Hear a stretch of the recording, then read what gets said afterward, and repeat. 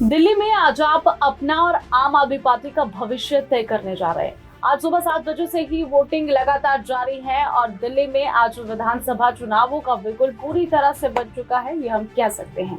सुबह सवेरे तड़के ही 7 बजे से वोटर्स लंबी लंबी कतारों में खड़े हुए हैं और लगातार वोट कर रहे हैं, अपने अपने कैंडिडेट्स का भविष्य अपने हाथों में लिए, ये भी कहा जा सकता है। मेरे साथ मेरी सहयोगी आरती भी स्टूडियो में मौजूद है। आरती, आज हम इसी मुद्दे पे बातचीत करेंगे और दर्शकों को बताएंगे कि अभी तक कितने प्रतिशत वोटिंग हो चुकी है, कितने करोड़ लोग अभी तक वोट डाल चुके हैं।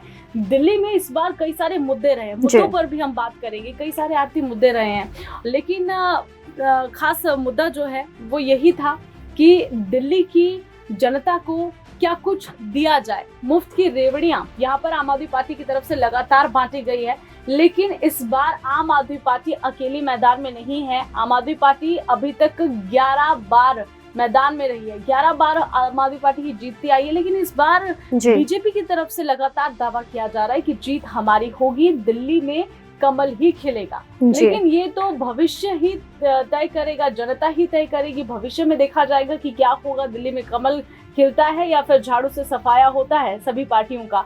फिलहाल यहाँ पर देखना होगा कि किसकी सरकार बनेगी, लेकिन पहले बात करेंगे दिल्ली के मुद्दों की। क्या कुछ दिल्ली के मुद्दे रहे थे आरती? जी नेहा, क्योंकि इस बारी 70 विधानसभा सीटों पर चुनाव होने जा रहा है। त्रिकोणीय मुकाबला देखा जा रहा है, जहां आम आदमी पार्टी, बीजेपी और कांग्रेस तीनों पार्टियां जो है वो चुनावी मैदान में उतरी है। यानी कि 699 उम्मीदवार चुनावी मैदान में उतरे हैं, जिनकी किस्मत का फैसला खुद दिल्ली की जनता करेगी। यानी कि आज दिल्ली की जनता के हाथ में ही कमान है। तो दिल्ली के मुद्दे क्या है, उन पर हम बातचीत कर लेते हैं। तो कई प्रमुख मुद्दे दिल्ली के रहे हैं। अगर वो यमुना नदी की बात कर ले तो कहा जा रहा था कि यमुना नदी को खराब करने की कोशिश की जा रही है और अरविंद केजरीवाल जो सच है उसे छुपाने की कोशिश कर रहे हैं। तो अरविंद केजरीवाल के लिए एक बड़ा चैलेंज है, तो क्योंकि जी यहाँ पर कहा जा सकता है कि मुद्दों से एक तरह से भटकाया गया। मुद्दे जनता के मुद्दे होने चाहिए, कैसे जनता का विकास हो। और यहाँ पर कई सारी बाइट्स भी ऐसी सामने आई है, लोग खुद कह रहे हैं कि पानी नहीं है, बिजली नहीं है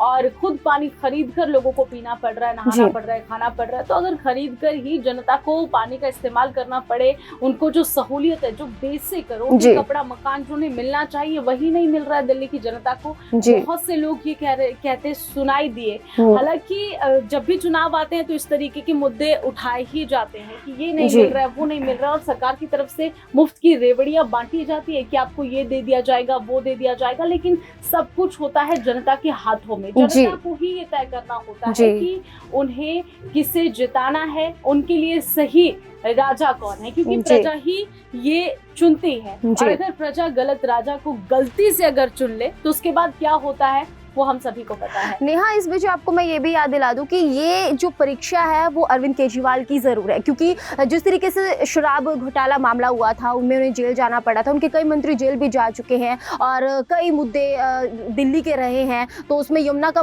मुद्दा भी इस बीच हमारे बीच रहा है, उसको लेकर भी अरविंद केजरीवाल को घेरा गया। तो ये कहीं ना कहीं अरविंद केजरीवाल के लिए बड़ी चुनौती है, कई चुनौतियां उनके सामने रही है। ऐसे में इस इलेक्शन को कवर करना उनके लिए काफी मुश्किल रहा है। बिल्कुल, और आम आदमी पार्टी ने यहाँ पर लगातार कई सारे संघर्ष भी देखे हैं, हम भी कहेंगे, क्योंकि इस बार जो है एक के बाद एक आम आदमी पार्टी का जो नेता है वो जेल जाता रहा, अलग अलग मुद्दों पर, अलग अलग घोटालों पर, चाहे वो शराब घोटाला हो या फिर कोई रेप केस हो, कोई बदतमीजी का मामला हो। तमाम नेता से लेकर विधायक तक आम आदमी पार्टी के जेल में गए हैं, और यहाँ तक कि उनका खुद का संयोजक आम आदमी पार्टी के पूर्व अरविंद केजरीवाल खुद जेल से बाहर। पर नेहा, इस बीच ये भी है कि अरविंद केजरीवाल ने फिर भी 55 सीटों का दावा किया है कि इस बार वो 55 सीटें जीतेंगे। तो ये आत्मविश्वास आम आदमी पार्टी में कहीं ना कहीं अभी भी बना हुआ है और वो बीजेपी और कांग्रेस को बड़ी टक्कर दे रहे हैं। दावा तो उन्होंने ये भी किया था आरती कि यमुना जो है 2025 तक बिल्कुल साफ हो जाएगी, ये भी उन्होंने दावा किया था।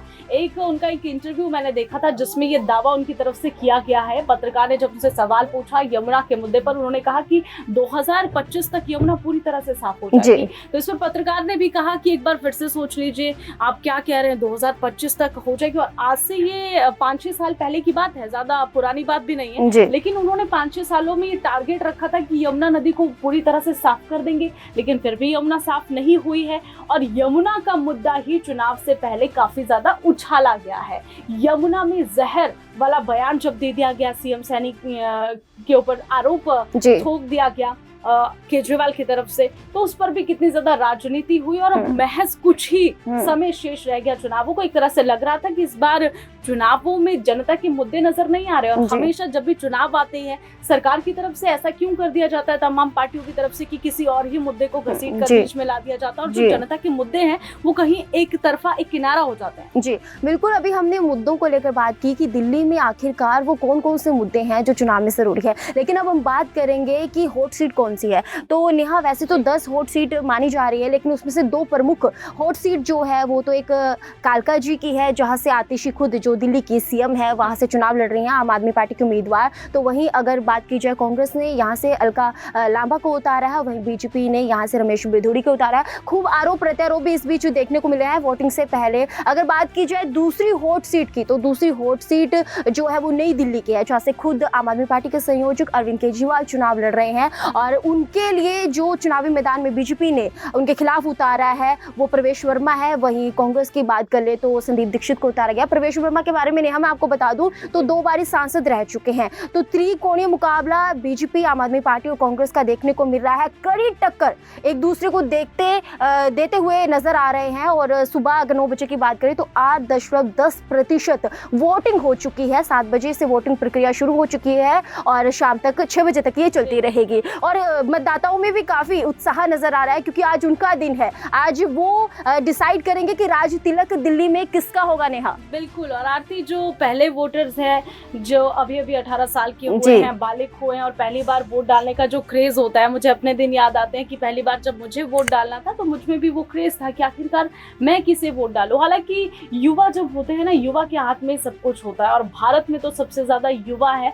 और आप ही के हाथों में भविष्य है। आप ही को तय करना है कि किसे वोट डालने। और आज वोटर्स में खासा उत्साह देखा जा रहा है, खासकर जो अभी पहली बार वोट डालने जा रहे हैं। तो देखना होगा कि किसका इस बार सत्ता में कौन काबिज होता है। हालांकि बीजेपी लगातार दावे करती आ रही है और बीजेपी की तरफ से कई सारे दावे किए गए हैं, और केजरीवाल ने ये भी कह दिया था कि इस बार जो है ईवीएम में गड़बड़ी हो सकती है। उन्हें सूत्रों के हवाले से ये खबर मिली है, जिस पर भी राजनीति खूब हुई। यमुना के पानी में जहर वाले बयान पर भी खूब राजनीति हुई। तमाम सारे बयान यहाँ पर सामने आ चुके हैं, लेकिन अब देखना होगा आज जो यहाँ पर सबसे ज्यादा मेन फोकस है वो है आप लोगों पर। आप लोगों को ही तय करना है कि अब किसकी सरकार दिल्ली में बनेगी। 11 सालों से दिल्ली में आम आदमी पार्टी राज करती आई है, और इसी के साथ ही 26 बार प्रयास कर चुकी है बीजेपी, लेकिन 26 बार भी 26 सालों में जो नहीं हुआ, आज क्या वो हो जाएगा, ये देखने वाली बात है। नेहा, इसी बीच जो दिग्गज नेता हैं वो भी मतदान केंद्रों पे पहुंच रहे हैं। तो हम अपने ऑडियंस को बता दें कि अगर बात की जाए एस जयशंकर जो कि विदेश मंत्री है, वो भी यहाँ पर पहुंचे हैं। द्रौपदी मुर्मू, राष्ट्रपति द्रौपदी मुर्मू भी मतदान केंद्र पर पहुंची है, और राहुल गांधी जो कि नेता प्रतिपक्ष हैं वो भी पहुंचे, और उन्होंने लोगों से मतदान करने की अपील की है। तो बड़े नेता, तमाम बड़े नेता, दिग्गज नेता जो है, जाने माने चेहरे, वासु स्वराज जो कि बीजेपी की नेता है वो भी पहुंची है। आतिशी सीएम, दिल्ली की सीएम है, वो भी यहाँ पर पहुंची। तो बड़े तमाम, प्रवेश वर्मा जो कि आम आदमी पार्टी उसके बीजेपी के उम्मीदवार है वो भी पहुंचे हैं, और लगातार आम जनता से ये अनुरोध करें कि आप पहले मतदान करें फिर जलपान करें, ये संदेश दिया जा रहा है। तो दिग्गज नेताओं के जाने से कहीं ना कहीं आम जनता भी प्रभावित होती है, और वो भी मतदान केंद्रों पर पहुंचकर अपना मत देती है। जी नेहा, देखिए, तमाम बड़े चेहरे तो आपने बता दिए कि वोट डालने आज पहुंच रहे, लेकिन कहा जाता है ना कि जो आम वोटर्स है, हम और आपकी तरह जो आम वोटर्स है, उनका चुनाव आज, उनका वोट आज मायने रखता है, क्योंकि उन्हीं के हाथ में है। हालांकि बड़े बड़े चेहरे तो यहाँ पर वोट डाल रहे हैं, लेकिन आम आदमी सबसे ज्यादा जरूरी है। और देखना होगा कि दिल्ली में इस बार किसकी सरकार बनती है। फिलहाल और भी ज्यादा अपडेट सामने आएगी, आपको पल पल की जानकारी देते रहेंगे लिविंग इंडिया न्यूज के डिजिटल प्लेटफॉर्म पे। तब तक के लिए हम दीजिए इजाजत और देखते रहिए लिविंग इंडिया न्यूज।